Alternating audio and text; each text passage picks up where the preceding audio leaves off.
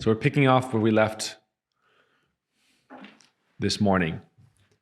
So Lord Caitanya has returned from Gaya, and he first met with all the town members of Navadvip, and they welcomed him, and then he met with his own intimate circle and spoke about his love for Krishna, began to speak about this, and he became overwhelmed with love of God, and he could no longer speak. They just wept.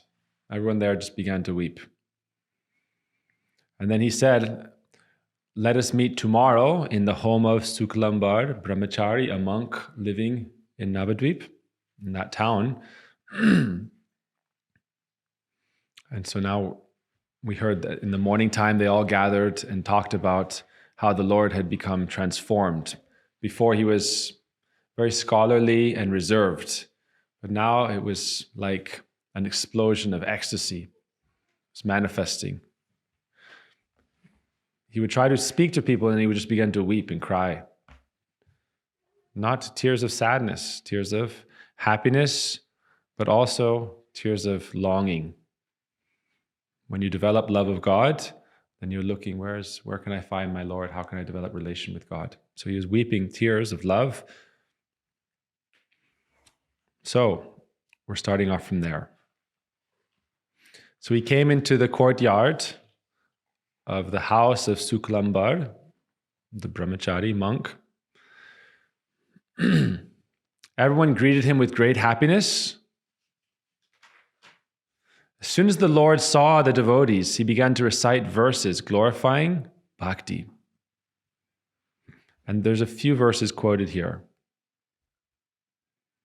And the last verse is very important. It's a verse of the mood of Sri Radha. So if you see here are deities, Krishna and the goddess Radha. And in our tradition, they represent the divine couple. So God in both sides, male and female. That's what it represents. They are the divinity in the divine feminine, divine masculine forms, in the expression of pure love and the reciprocation of love. So there's a verse that it's referred here in the commentary by Bhaktisiddhanta Prabhupada. And we described how Lord Chaitanya's guru, his guru is Madhavendra Puri, who is the root of the tree of divine love in this world. That's how it's described. So there's a verse he quoted. Ai dhina dhayardranata he maturanata kadavalokshase hridayam tvaraloka kataram dhaita bhramyati kim kuromyaham. So this is the mood of the goddess Sri Radha. They appeared in Vrindavan, so they performed very sweet pastimes. And when Krishna went, if you know the Bhagavad Gita, for example, when he spoke the Bhagavad Gita, he had left Vrindavan and he was in other areas in India. But Radharani, she remained in their village, Vrindavan, and she was lamenting with this mood, "Oh my beloved, oh my most merciful master, oh master of Mathura, when will I see you again? Because of not seeing you, my agitated heart has become unsteady. Oh, most beloved one, what shall I do now?" So these words cannot really convey the feeling. It's easy to repeat these words. Oh, my Lord. This is a prayer to God, right? Oh, my Lord. Oh, my Master. Oh, Master of Mathura, Master of this world. When will I see you again? Because of not seeing you, my agitated heart has become unsteady. O most beloved one, what shall I do now? See, this verse has no ending. There's no solution here. What to do? What shall I do? So this is the condition of the devotee as they're developing love of God. They get like a glimpse or a spiritual experience, and they're yearning for that. When will I get that experience again? When will I be with you again? And Radharani is the highest extreme of that spiritual experience of a loving, intimate relationship with God. And so she's weeping. And it's this mood that was realized in the heart of the teacher of Lord Caitanya, from his teacher. And so Lord Caitanya experienced this mood. And this is later on in his life, he wrote 8 verses that teach us about the mood of the devotee as they develop love for God and the process. So it's a good thing to talk about here for a few minutes. How to develop love of God in this age. In all the scriptures and different traditions, it says, hallowed be thy name, the glory of the name of God. And it says, by chanting his names, that's what we are doing. We just heard our Mangala sing so sweetly in her native tongue, and then in the Sanskrit prayer, which is the prayer to Radha and Krishna, calling out for their love and for a relationship with them, and to be in their company and in their service. So this is the process that Lord Caitanya recommended. He said in this age, especially, we should call out with devotion. Why does it say not just call out God's names? We should call out whoever is your God, whatever name, but we should call out with love and devotion, with a desire for a relationship with God. Not just calling out the names, but when you call out like that, then it said that process begins to purify your consciousness, your subtle and your physical body, and it creates a fertile environment where that seed of devotion can blossom fully. And then on that beautiful creeper of devotion, the ripe fruit of love can be relished by the devotee as they realize their relationship with God. So that is our essence of our tradition. So Lord Caitanya said, when that mood starts to develop through the chanting of the name, association, like-minded devotees, what happens is that the purificatory process begins, all kinds of suffering to begin to go away. In the material world, there's many forms of suffering. All these different forms of suffering start to disintegrate, or sometimes, it may intensify for some time, even in spiritual life. People talk about the dark night of the soul. When you're really searching for God and yearning, sometimes it may intensify. It's said imagine you have a really, really dirty room you haven't cleaned for years. So you want to clean it, so you got to pull out and unpack everything. We've experienced that here, in our tool room especially. You have to bring everything out and look at all your stuff and organize it and fix it. And, I don't need this, I need this. So in spiritual life, sometimes it intensifies. We go through a dark night of the soul. But if we stick to the process, I tell people, if you're going through suffering and difficulty, that dark night of the soul, you have to keep going forward to get out. Don't just go in circles, or don't retreat. Go forward, because spiritual life is progressive. So as you go forward in that process, then good fortune begins to arise in your life. Shreya Kairava Chandrika is described to be like moonbeams, cooling moon rays of good fortune. And then transcendental knowledge, realization begins to come in life. As you continue going forward, you start developing some realization. And then, past realization, what is that real realization? There's so many kinds of knowledge, right? People say, I understood everything. I understood the world. I understood my existence. I understood my purpose. That's one level of realization. But that's not the realization that Lord Caitanya teaches of. He wrote these verses later on. Shreya Kairava Chandrika Vidyavadi Jivanam. You get realization. But then what happens? Anandam Buddhivardhanam, you become blissful. And it's the relationship with God that you realize that leads to the state of bliss. It's not just realization of things and how things work. That also comes, but it's realization of your personal relationship with God that leads to the state of bliss. And at that time, you become so blissful that it's like you're in an ocean of bliss.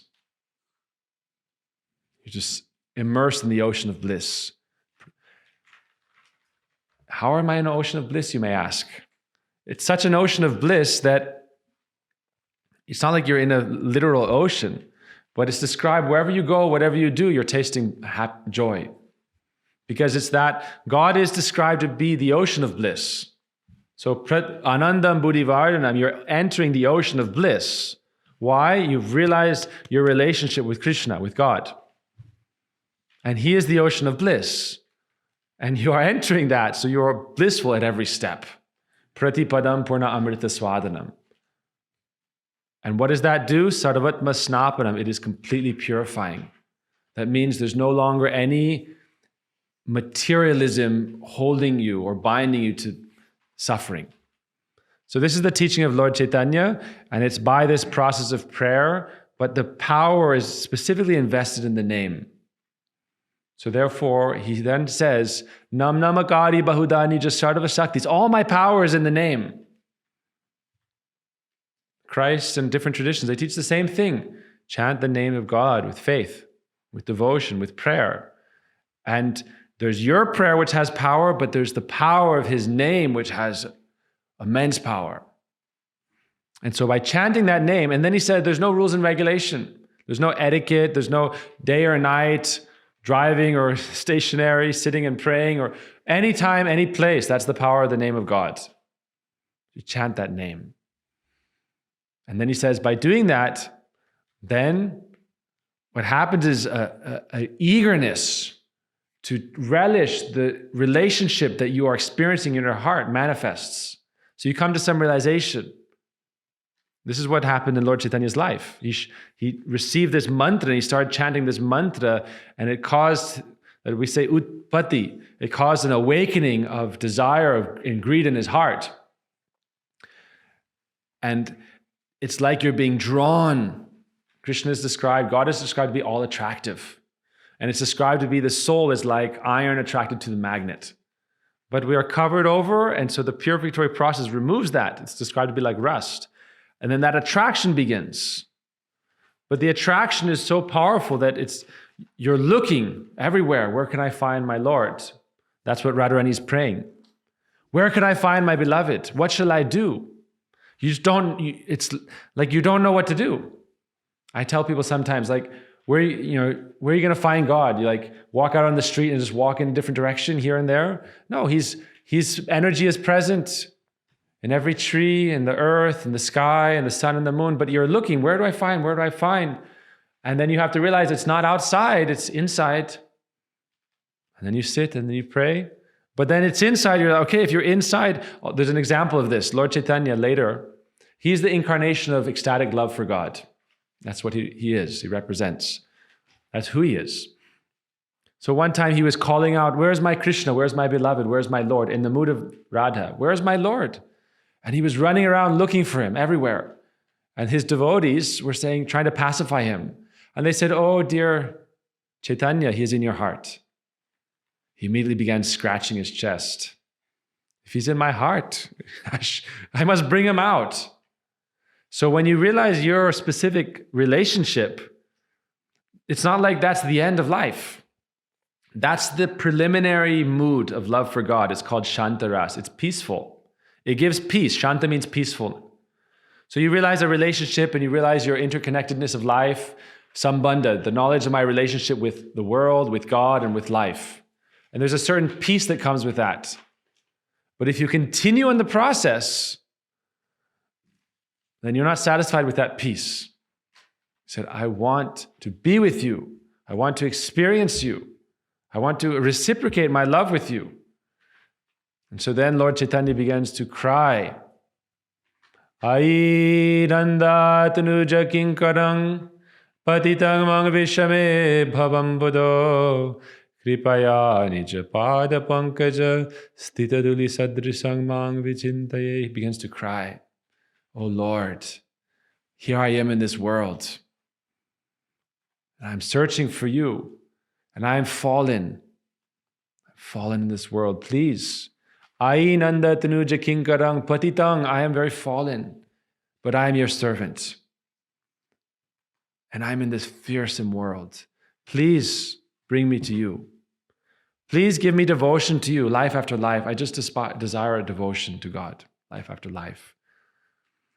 And then that desire intensifies more and more, and he prays, Yugayitam nayanam galarashridharaya varanam gadghara ruddhaya gira pulakang nichitang vapukada tavanama grahane bhavishyati. He continues chanting the name.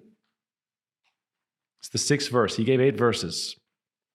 Oh Lord, I'm searching for you, and yet I'm fallen in this world, but I've realized some love for you, and I'm eager for that relationship. But I don't know how to find it. I don't know how to realize you. But what am I going to do? I'm going to keep chanting your name. Tava nama grahane bhavishyati.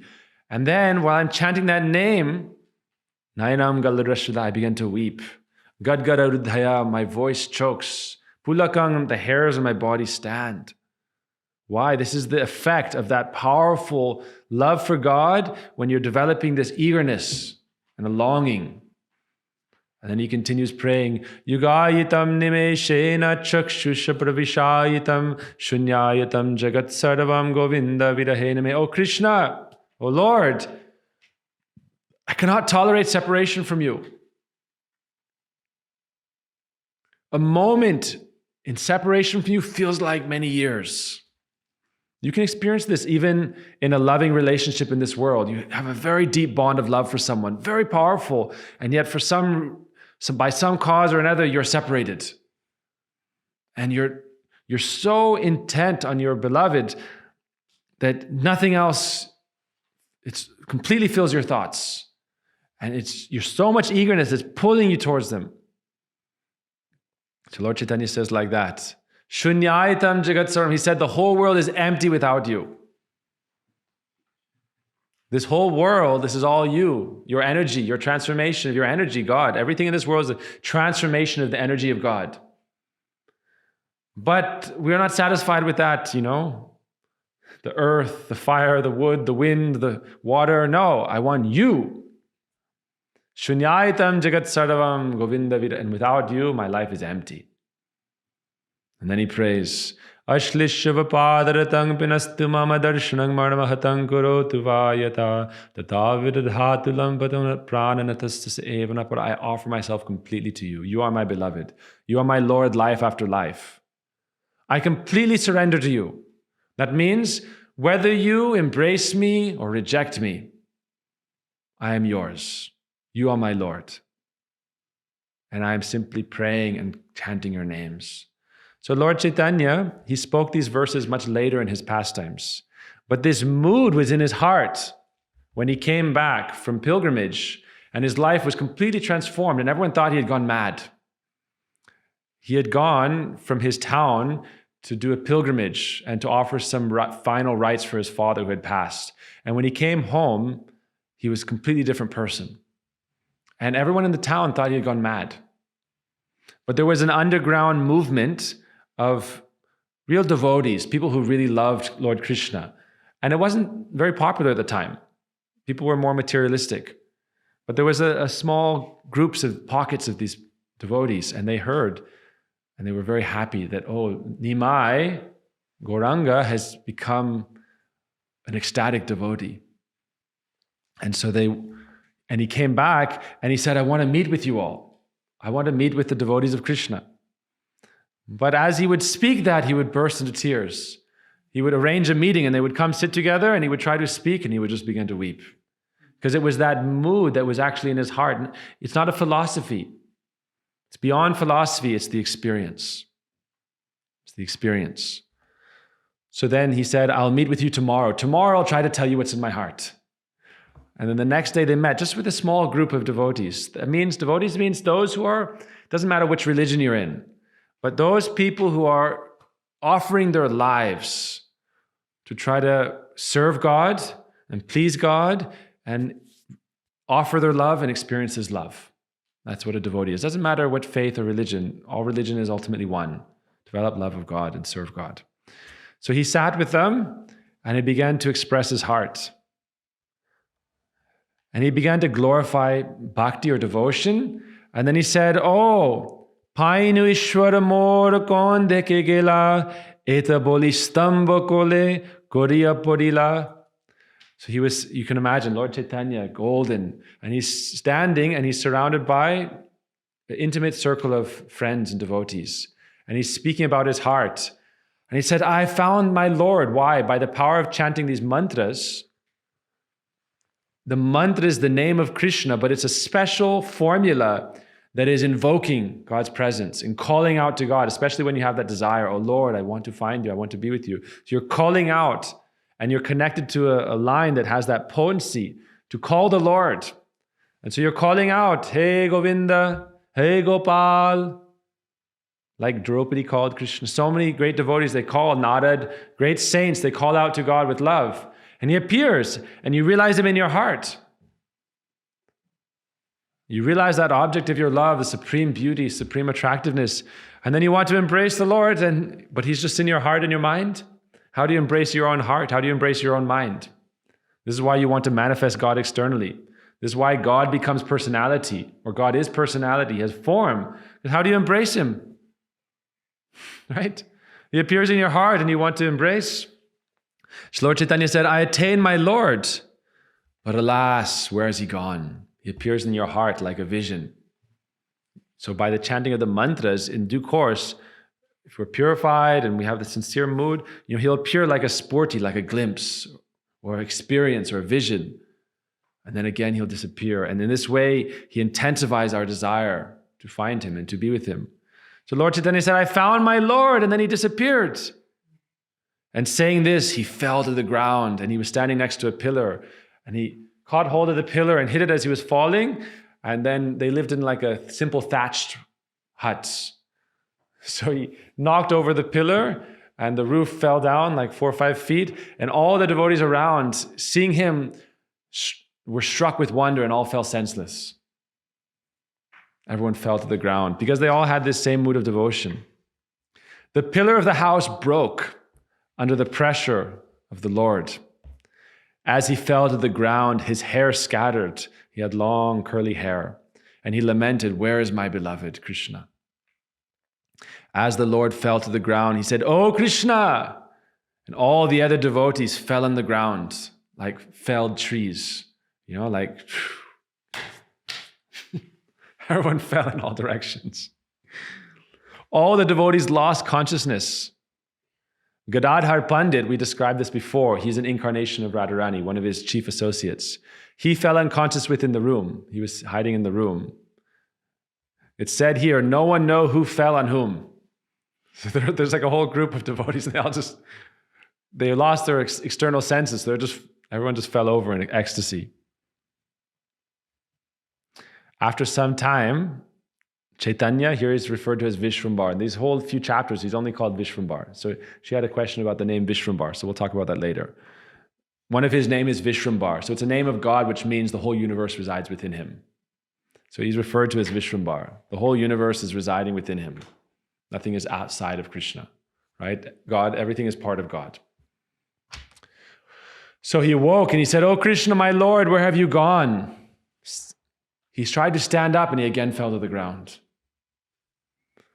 That Caitanya cried out of love for Krishna, and all the devotees surrounding the Lord also cried loudly. So what kind of God is this that is always crying? Is this is our religious path to cry? Oh, sometimes you laugh also. But this is a special symptom of this love for God. Tears. Again and again, the Lord fell to the ground with great force. Like you see, I grew up in California, we have these giant sequoias. They're like 20 feet wide and 400 feet tall. And you imagine the sound of... So Lord Caitanya would, the ecstasy of his love for God was a very powerful force. So he would stand up and then he would crash to the earth again and again. So he had assembled them all to have a meeting. He said, I want to meet with you all and tell you about this thing I experienced in my heart. So he sat down to try to talk about this, and he just burst into tears, and he would fall, and then he would stand up. And so they all just started doing kirtan. Utila kirtana rola premera krandan premamai hoile sukram bhirar bhavan. That home just became like you go to like a music event. That household just became, everyone was the loud sounds of calling out the names with love resounded from that place. You go to you're going to a music concert, and in every direction you can hear as you're approaching it, this powerful sounds. So everyone began to call out and chant the names with ecstatic love. Finally, after many hours, he became pacified and sat down. But that current of ecstatic love continued to flow. And then he said, who is inside the room? There was one devotee hidden in a room, and he's Gadadhar, which is an incarnation of Radha. And the devotee said, Gadadhar is inside, your Gadadhar. So he said, please invite him out. Gadadhar came and he bent his head down and he simply cried. Seeing this, Lord Caitanya was very satisfied. The Lord said, O Gadadhar, you are indeed most fortunate. From your childhood, you have firmly fixed your mind on Sri Krishna. I have passed my time in useless endeavors. So Gadadhar, his friend, since he was a little boy, he was a great devotee. He was always expressing his love for Krishna and chanting and calling. But Nimai, Chaitanya, he was a great scholar and he was very mischievous and he was always challenging everyone. But he said, therefore, I have passed my time in useless endeavors. Although I obtained that priceless treasure, by the arrangement of providence, I have lost it. This is his mood. After saying this, Lord Caitanya again fell to the ground. His entire body, which is worshipable to everyone, became covered with dust. So the dust of that courtyard, by again and again falling down, he was completely covered in this dust. Repeatedly he regained consciousness and repeatedly he fell unconscious. Although he hit the ground with his nose and face, he was protected by providence. It wasn't like he was, falling to the ground and had a pillow and he was prepared. This is the power of this ecstasy. You don't know whether you're falling forward or backwards or which side. That's why I'm reading from the verses. The other classes I haven't read from the verses, but I'm trying to emphasize the power of his devotion. And this is quoted. These were all written, notes of this was all taken during his own life. This is not a hagiography that was written many years later. The notes of these texts were, Murari Gupta was a doctor, friend, and he wrote detailed notes of his life when he was living in Navadvip. Then when he was living in Puri, his assistant, secretary, Swarup Damodar, wrote very detailed notes of his life and all the different places he went. So these were all written, the notes were taken during his time. So this is as it happened. This is not exaggeration. This is as it is. And this is only a little bit of a glimpse of an understanding of his mood. So again, he would regain consciousness and again, he would fall unconscious and just fall like a stick on the ground. Grasping, then he would stand up. He could not open his eyes due to excessive tears of love. We're talking about this because tomorrow we're celebrating his appearance. And we're describing how he started this movement of Kirtan. He is considered the father of Kirtan in the world and the Bhakti movement. So he would but he could not even open his eyes because of excessive tears of love. And he was trying to explain to the devotees about this philosophy, and trying to speak the philosophy, all he could say was Krishna. It said he was trying to speak something, but all he could say was Krishna. Krishna, Krishna, Krishna, Krishna, and then he would fall down on the ground. And then after many minutes, he would get up and again, because he wanted to assemble all the devotees and say, this is what we're going to do, and we're going to spread the Kirtan movement and this and that, but all he can say is Krishna, Krishna, Krishna. He would hold on to the necks of devotees and weep and ask them, oh, brothers, please tell me, where's Krishna? Right? He would, this is very sincere. One thing I wanted to talk about this morning is we think Lord Caitanya came back and discussed how we're going to make a preaching mission and spread this around the world. No, he wanted us to speak about his heart and ask, where can I find Krishna? He just wanted to ask the devotees, where can I find my beloved? Where can I find Krishna? So he would hold on to the necks of each devotee and say, my dear brother, please tell me quickly. Krishna kota bhai shaba bholaya satvare. Quickly, tell me, where can I find Krishna?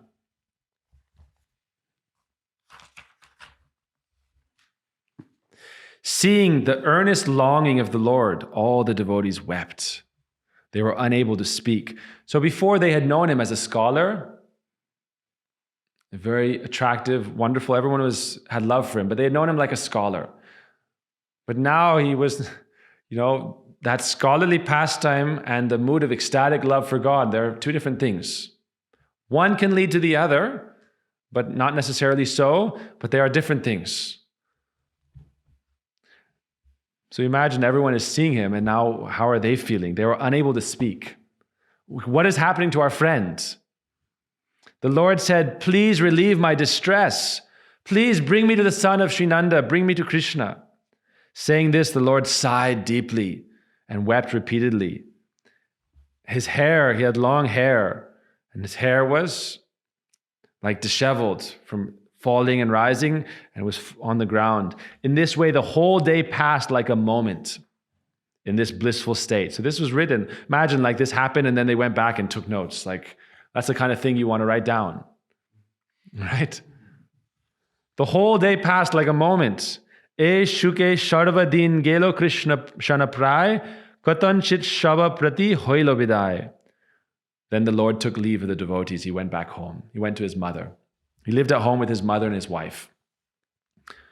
All the other devotees were astonished. They were all speechless. They were trying to comprehend what had happened, and they would just lose their external consciousness, seeing the ecstatic transformations of love of God. So Caitanya Mahaprabhu went home. This is like the first 2 days after his spiritual transformation. So he went home, and all the devotees began to discuss. They all joyfully went to the community of Vaishnavas and narrated in detail the entire incident.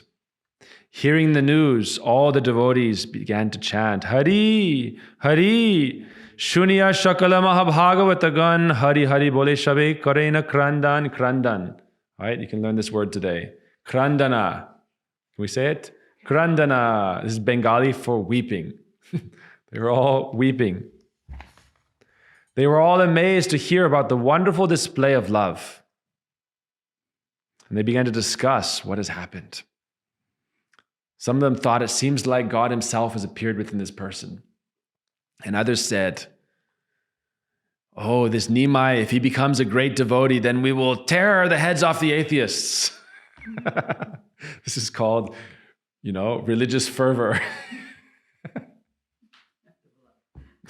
Keho bole, Nimai Pandit, bholo hoile, pashandira munda, chindi bade, body hele.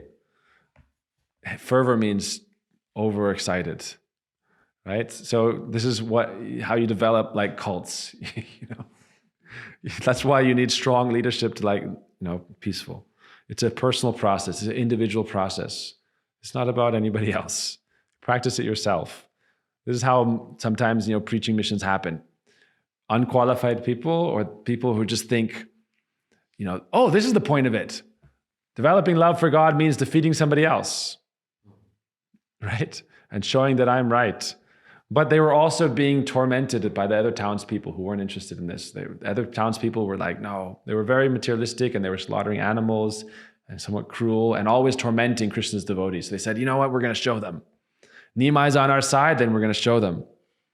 Some of them said, know for certain that this is one of Krishna's great mysteries. Others said, oh, by associating with Ishwar Puri, his guru, he must have seen Krishna directly. All the devotees happily discussed these topics. And they jointly blessed the Lord with the words, may he be the object of Krishna's mercy. Then all the devotees began to perform kirtan in ecstasy, Hare Krishna. Some of them sang, some of them danced, and some of them cried. In this way, all the devotees happily passed their time as the Lord remained absorbed in his own mood. So the next pastime is, he went to his guru. He had two gurus. One was his school teacher. When you go to school, in Indian culture, whoever's your school teacher teaching you different subjects is like a guru, teacher. So he went to his guru, and he had also, in Vedic culture, he's a Brahmin by birth. What time is it? 12:40? So we have 15, 20 minutes. All right? So he was born as a Brahmin in a priestly class. And so he had been given some, Kula Guru. It means like a familial kind of initiation process. So he went to see his guru, and he offered him pranam. And he asked for instruction, but the guru wanted him to continue teaching. He was a scholar who taught grammar and different Sanskrit subjects. So he was a teacher. He said, you should continue teaching. His guru said, your life is glorious. You have delivered both your father's and your mother's families by doing all the different rites. Your students know only you as their teacher. They would not open their books even for Lord Brahma, the first son of the god. So he said, you should continue teaching the students. Now that you've returned, you should begin teaching from tomorrow. Today, go home. So he met his guru, as one of his gurus, and he said, okay, go home and tomorrow begin teaching like you were, just like before. Possible? What's going to happen next? After offering obeisances, you can put the garlands on now? Nice, yes, put them on for midday arti. They bring in some garlands, Vrindavan Chandraji? Okay. So this is the next scene now, all right? This is the next. Now, after he met with everyone, he went to offer respect to his guru from his childhood. And his guru said, you should teach your students grammar as you were. So he offered obeisance to his guru and he left. Then he went to Mukunda, one of his friends. It said when he went to Mukunda's house, Mukunda was a great kirtan singer at that time, one of the famous kirtan singers at the time. So he went to see him, and as he entered the room, there were many ladies in the household, and they all began to make auspicious sounds. In Bengal, all right, Mangala, you know this one? Jaya kar dite logile narigan paramanande hoile Mukunda Bhavan. What did they do? Anyone who's lived in India, they know this one, you know? And oftentimes the men do it just like, I don't know, so they're jealous or they want to make fun. Either way, I don't know. So everyone, all the ladies are like doing this, all right? If you know it, you can do it. Simple, you just put your tongue back and forth. Okay, we can practice. Mangala, you know how to do it. Madhu, can you do it, Madhu? All the ladies made auspicious sounds, and the house of Mukunda became the abode of supreme happiness. Glancing mercifully on everyone, Mahaprabhu returned to his own home. So now there's a scene of Caitanya meeting with his mother and how she's just confused. And she wishes him, she's hoping that he's okay. She's worried that he's sick or she doesn't know what's happening. She has so much love for him, but she's worried for him. So he sits and he doesn't enter his house. He's like distracted. He comes back home. Oh, wow, Vrinda's here, all the way from South Carolina. Can you go welcome her in? Our Vrinda's joining us from all the way driving up here just today, I think, from South Carolina. I'll invite her in. Haribo. All right, so it's now the first time he stayed home the first night he got back, but now this is the second night home. And the first night he was tired, it was late, he just came home and went to sleep. And then in the morning he went to the house, now he's coming back home in the afternoon, and his mother is eager to see him. And also his wife, he has a very beautiful wife, very sweet, loving wife. But he comes back home and it's like he's not there. You know? Like, hello, right? Sometimes people are there, but they're not there. So he came home and he was a little distracted and he just sat down on the doorstep. Everybody say hi to Vrinda when she comes in. All right, let's do it. She drove all the way from South Carolina. Haribo! Vrinda's here. Radhe Radhe, Haribo. Jai. Welcome. All right, we're just about to have Arti. So Lord Caitanya, he just came home and he sat down on the doorstep. And he was distracted. And he was just looking towards the deity. Looking towards the deity. People wanted to come and see him, but he was distracted. And it said that they found him very humble. Before he was a little bit arrogant. He was so intelligent. He was a little bit proud. But now everyone thought, he's become so humble. And his mother is sitting there thinking, what has happened to my son? She could not understand his behavior, but she worshipped Mother Ganga and Vishnu and prayed for his welfare. She prayed, "Oh Krishna, you took away my husband." Her husband had passed recently. "And you took away my son." She had 2 sons, and her elder son had renounced the world and become a monk. So Nimai was her only remaining son. She said, "I only have this one son left. Oh Krishna, I have no one to protect me. Please give me the boon that my Vishwambar will peacefully remain at home." So she's praying to God that, and he had incarnated as her son, and she's praying to him, please stay at home. Mother Sachi then brought his wife, Vishnupriya, and had her sit down in front of him. She brought Vishnupriya, said, oh, sit down. And Nimai is just looking at the deity. He was gazing at the deity like he wasn't there. The Lord gazed in her direction, but he did not even see her. Imagine how painful that is, right? Lakshmire Anina Putra Shamipe Bishai Drishtapat Goriya O Prabhu Nahi Chai. He had her sit in front of him. And he looked at her, but she could tell he didn't see her. And sitting there, he just began to call out, where is Krishna? Where is Krishna? Where is Krishna? And then he began to recite verses. There's beautiful verses about Krishna's attractiveness, his all attractive qualities. So he's sitting there, and Vishnupriya is in front of him, and his mother is standing at a short distance. You know, families, what do they want? They want to sit together and talk and, enjoy each other's company. But now our son has returned home, and it's like he's possessed by the ghost of love of God. He's lost all his external senses. So he's sitting there and he begins to quote beautiful verses, Badha pitam natavaruvapu karnayo karnikaram, describing how Krishna enters the forest. The beautiful flower in his ear, holding his flute, calling everyone in this most enchanting sound. God's own heart and longing for his love with his devotees, and he's playing his flute. Mahaprabhu is absorbed in this vision of Krishna and his mercy and his qualities. And he's calling out his verse, and all of a sudden he begins to roar. Sometimes he roared loudly in such a way that his wife Vishnupriya ran away in fear, and his mother. Kakono jeba hunkara koraya dhare palayana Lakshmi sachi bhai bhoy. He's sitting there calling out with verses about love of God, and then he just begins it's like an eruption of ecstasy, and he roars, and she just stands up and runs. What do you do? Due to the feelings of separation from Krishna, the Lord could not sleep at night. So he tries to take rest at night. He's unable to sleep. This is what happens when you get this spiritual transformation. He cannot sleep. He's trying to sleep, he's just tossing and turning, and his wife is thinking, what can I do? His mother's thinking, what can I do?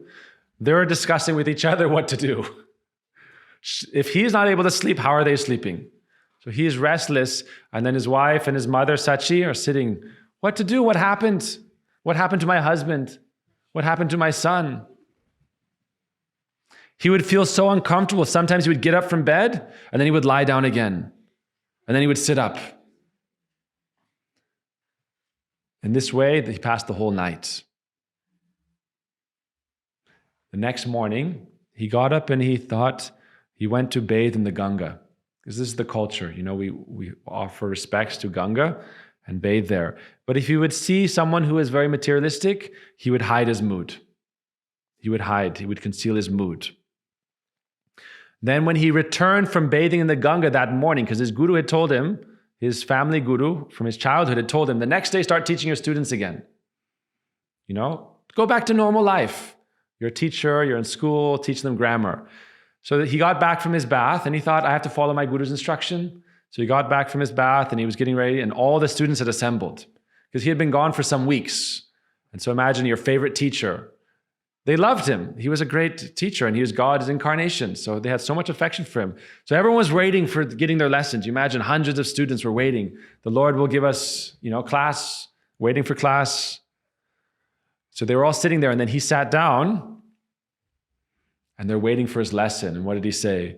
Krishna vina thakurer na aishe badane paduya shakala iha kichui nai jani. He would try to explain something, some grammatical rule, some argument, some logic, but then he would just say Krishna. He would start one or two words and then just say Krishna, Krishna, Krishna. The students could understand what has happened to our teacher. Because if you don't have it, you can't understand it so easily. What's this whole thing about love of God?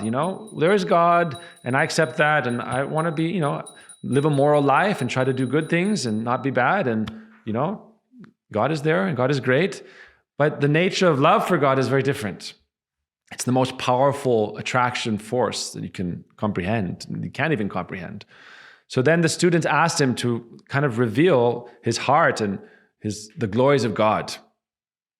And so they opened their books and they chanted the name Hari Hari. And Caitanya was happy. And he thought, okay, you're asking me to teach you about God. So they thought, anyhow, let's get some teaching. You're not going to teach me about grammar. You're not going to teach physics, civics, economics, but at least teach me something. So, okay, teach me about God. And they began to chant Hari. Hari is the name of God in Hindu culture. So he said, Hari, Hari, speak to us about Hari. So what happened is, hearing them say the name Hari, he fell senseless. Hearing the name of Hari, the Lord fell senseless. So now what to do? Finally, after he awoke, fully absorbed in Krishna, the Lord explained the names of Krishna in all different, like he's reading from a school book. And you read a school book, it's like A, B, C, D, Kaka, Gaga, Na, and grammar and logic, and there's all these technical stuff. People say God isn't in the textbook because you need to learn math, you need to know grammar, you need to learn language, you need to learn all these things. So keep education and God separate, right? They said, okay, teach me some education. But now he's looking at the books and he's just seeing God. In every logic, in every reason, in every alphabet, he said, what is a letter without God? In the Bible it said, right, I am Alpha, I am Omega. For those who develop love of God, that's all they can see. So he began to explain everything as Krishna. The holy names of Krishna are the eternal truth. All scriptures explain Krishna and nothing else. He said Krishna is the only topic of all scriptures. Of all education, of all books, Krishna is the only topic. Krishna is the supreme controller, the creator, the maintainer, the annihilator, everything beginning from Lord Brahma, Shiva. Everyone is his servant. Krishna is the supreme Lord. The life of anyone who gives up the lotus feet of Krishna and explains things as separate from him is useless as a result of his false statements. This is his mood now coming out. Anything separate from Krishna, what is the point? The philosophies in all scriptures describe the wealth of devotion and love for Krishna. Teachers bewildered by the illusory energy or Maya give up bhakti and follow many paths. But really, Lord Krishna is the ocean of the mercy. So he's describing Krishna now. Finally, he's come to his senses and he's after the 3 days, he's able to speak something properly. He's saying, Krishna is the ocean of mercy. Krishna is the life and soul of the universe. Krishna is the dearmost beloved of all his devotees. He is the darling son of his father Nanda. Even if one studies all the scriptures, if he has no affection or no inclination to chant the name of Krishna, his life is useless.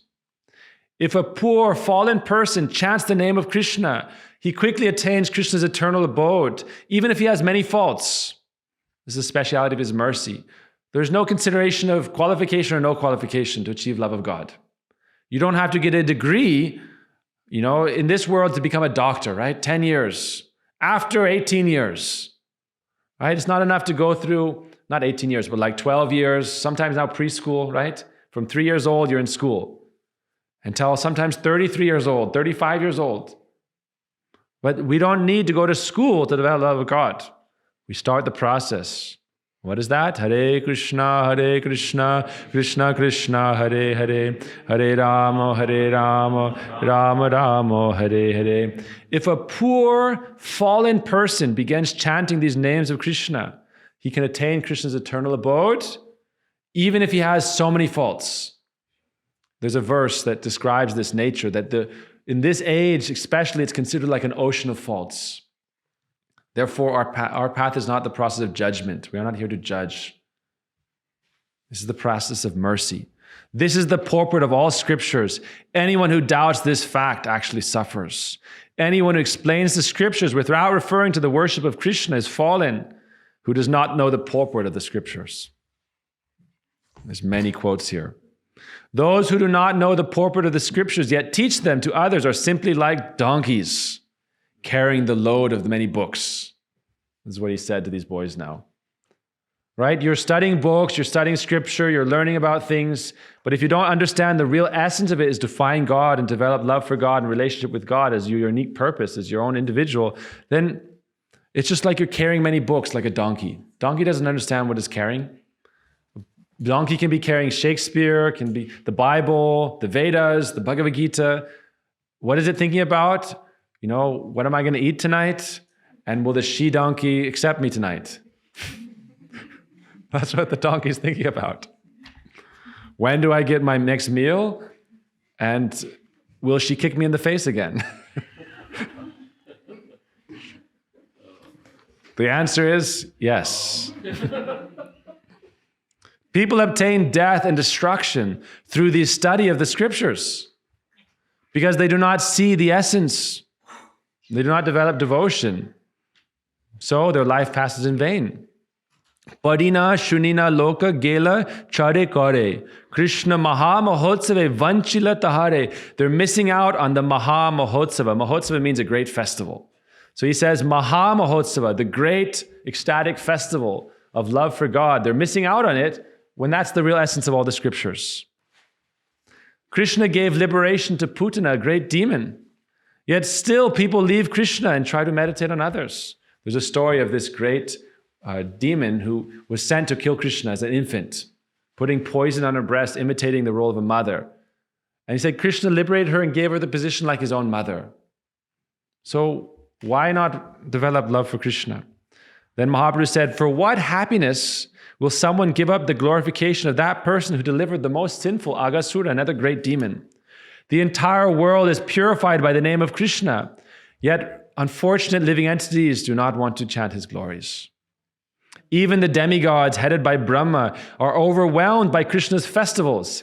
Right? We're reading this so spontaneously. It's festival time. Jai Krishna Mahotsave. This Mahotsav specifically means a celebration, a festival. Jai Krishna Mahotsave Brahmadi Vivale Tahachari Nritya Gita Kore Amangala. People give up these festivals and instead take pleasure in inauspicious dancing and singing. Right? It's funny, we were just talking about, we're cooking lunch and talking about how we're going to take kirtan to where? Burning Man. Who knows? But it said here, everywhere we should go and take kirtan. Why? This is the festival. There's a verse, Rupa Goswami writes, Nam Gokula Mahotsava. The festival of love for God, you enter, the entrance fee for that is chanting the names with devotion. That's your ticket to that festival. Maha Mahotsav. So Mahaprabhu is saying, you're missing out on the best festival, that is fulfilling the yearning of your soul. And instead you're doing Nritya Gita Amangala. Mangala names mean auspicious. Amangala means inauspicious. So you're doing dancing and singing in a way that's just material enjoyment, sense enjoyment. Right? The holy names of Krishna delivered Ajamil. Ajamil was a Brahmin who became a murderer and a dacoit and a thief. He became very degraded, but by chanting the name of Krishna, he was delivered. He was liberated. Yet still, those who are intoxicated by wealth, by good birth, and education do not know him. How much time do I got, Vrindavanji? Keep going. 3 minutes? Yeah. An hour. Awesome. Whenever you want to blow the conch shell, I'll stop, okay? It'll keep us on the edge of our seats. Huh? I'm never going to blow like this. Oh, brothers. Well, we'll finish this conversation then. Oh, brothers, please hear my truthful statement. Simply develop devotion to Krishna. Realize the wealth of love for Krishna in your heart. Oh, brothers, may you desire to attain that same personality who the goddess of fortune is the eternal consort of. So in life, we're all looking for wealth, for fortune, for prosperity. And so he says, look, I understand you're going to educate. A lot of reasons people go to school, right? Learn a trade or, be in some field, be able to make money. So he's saying, look, I know what you need and what you want. But look, if you attain Krishna, he is the husband of the goddess of fortune. All fortune will be with you. We talk about this as devotees. Even though we're not interested in, things so much, we're interested in Krishna. Everything follows behind you. We see this with our devotees, Swami Prabhupada. Look, hundreds of temples everywhere. What was he interested in? Just Krishna. Like Caitanya Mahaprabhu, everywhere is just seeing Krishna, Krishna, Krishna, and spreading love of Krishna. But then everything follows behind you. Why? Krishna is the husband of the goddess of fortune. There's no lack. The same lotus feet that Lord Shiva is worshipping And Lord Shiva is described to be the greatest Vaishnava. In the Bhagavad it says, Vaishnava Nimyata Shambhu. Lord Shiva is his devotee. And Ganga Devi, the holiest river, comes from those washing of those same lotus feet. Who in Navadvip has the power to refute my explanations? This is how he concluded to the boys. He said, I defeated Keshav Kashmiri, the greatest scholar in India. When he was a young boy, he was like 7, 8 years old, and he defeated the greatest scholar in India very easily. So now he's saying, who can refute my explanation of the scripture? It's just like his, love develops this mood of, confidence, supreme confidence. Who can refute my explanations? That Vishrambar Chaitanya is the supreme Brahman. He is the personification of transcendental sound. Therefore, whatever he explains is the supreme truth. So this is a very important verse now to end this kind of dialogue. Param Brahma Vishrambar Shabda Murti Moy Je Shabde Je Vaka Nane Se Satya Hoy. Right? So he said, who can refute my explanation of the scripture? And then the author is writing, Vrindavan Das Thakur, and he's the incarnation of Ved Vyas, the author of the Vedas. So he's saying here that Nimai, Chaitanya Vishrambar, he is the supreme Brahman. And he is the incarnation of transcendental scripture, Shabda. Scripture is called Shabda, it means transcendental sound. It comes from Om. So it's a sound vibration. Scripture is not a book, it's a sound vibration. It's the sound vibration coming from God himself. That's the Veda. And then it's written down so that we can try to come close to the reality. But in essence, it's sound. Shabda. It's transcendental sound emanating from God. And then the sages realize it in trance and write it down for us to try to gain some understanding. But instead, in this realm, it's limited. In the higher realms, it's greater. In the higher realms, because their ability to understand is greater. So there's many dimensions. And the scripture for us is maybe this big. The scripture for the heavenly realm, maybe this big. Why? Because they're able to understand the transcendental sound. They're more attuned to it. They have more refined senses. Whatever he speaks is the supreme truth. The students were captivated as they heard the Lord's explanation with undivided attention. And the Lord also became overwhelmed while he explained the truth. Every word in scripture inherently establishes Krishna as the supreme truth. So there's no wonder that the Lord explained it in this way. All right? We'll end with that, all right? Every word, Shahaje Shabda Matre Krishna Satya Kahe, Ishwara Je Vakanibe Kichu Chitra Nahe. It's a very interesting idea. Animals don't have books and language. They have the language, they have ways to communicate. Animals communicate. And our Gurudev would say all animals can communicate with the language of love. You can see that. But they don't have books, right? Anyone seen a horse, studying? I grew up with horses and cows and peacocks and dogs and cats. I never saw any of them reading a book. So here it's being said by the author that the purpose of language and the purpose of books is to establish your relationship with God. That's the purpose of all knowledge. That's what Lord Chaitanya is establishing. You say, that's the purpose of all knowledge, and I dare you to try to challenge me on this point. I'll argue with that. This is the real purpose of knowledge. Every word inherently establishes God. That's why Christ said, I am Alpha, right? It's in the Bible. I am Alpha and Omega. There's no wonder that the Lord explains it in this word. I'll read the one paragraph. Are you almost ready? Yeah. Okay, I'm going to read one paragraph, the commentary of Bhaktisiddhanta Prabhupada of this verse.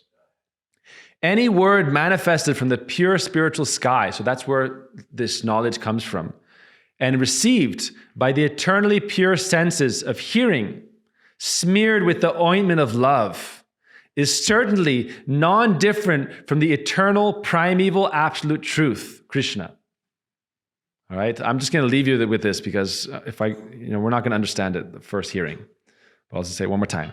Any word manifested from the pure spiritual sky and received by the eternally pure senses of hearing, smeared with the ointment of love, is certainly non-different from the eternal, primeval, absolute truth, Krishna.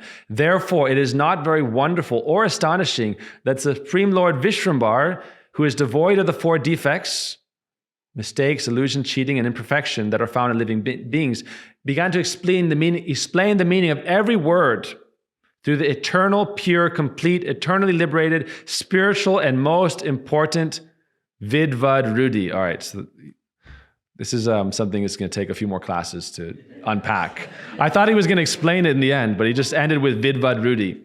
Vidvad Rudi is a Sanskrit word that means transcendental knowledge when it is realized, right? It's a transcendental realization.